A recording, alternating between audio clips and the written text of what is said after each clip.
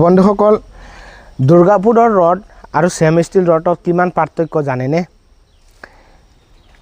এজন মেষ্টৰীহে ক'ব পাৰিব কিমান পাৰ্থক্য আছে, কিয়নো আমি সদায় এইটো ৰডৰ লগতহে আমি খেলা কৰি আছোঁ। এইটো ৰড বেণ্ড কৰি আছোঁ, কাম মুঠতে আমি ৰডৰ কামটো কৰি আছোঁ। সেইকাৰণে কৈছোঁ দুৰ্গাপুৰ ৰড অকলে যুগল মাৰিব পৰা যায়, এল মাৰিব পৰা যায়, অসুবিধা নাই। কিন্তু ছেম ষ্টিলত কোনো মেষ্টৰী নাই, অকলে যুগল মাৰিব বা এল দিব কোনো মেষ্টৰী নাই।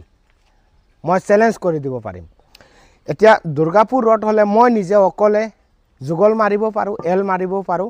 কিন্তু ছেম ষ্টিলত 3জন মানুহ লাগে। কি ক'ম, সঁচাই কৈছোঁ, মানে ইমান হাৰ্ড কৈ লাভ নাই। সেইকাৰণে আপোনালোকে ঘৰটো জীৱনত মানুহে এবাৰেই বনায়, পাৰে যদি পোষ্টৰ মালটো, ভীমৰ মালটো আপোনালোকে যিকোনো ব্ৰেণ্ডৰ মালটো লগাব পাৰে। ঠিক আছে, আমি টাটা ৰডৰো কাম কৰিছোঁ, জিন্দালৰো কাম কৰিছোঁ, চেলৰো কাম কৰিছোঁ, ছেম ষ্টিলৰ কাম কৰিছোঁ, দুৰ্গাপুৰ লটাছৰ কাম কৰিছোঁ, দুৰ্গাপুৰ বালাজী শক্তিৰ কাম কৰিছোঁ।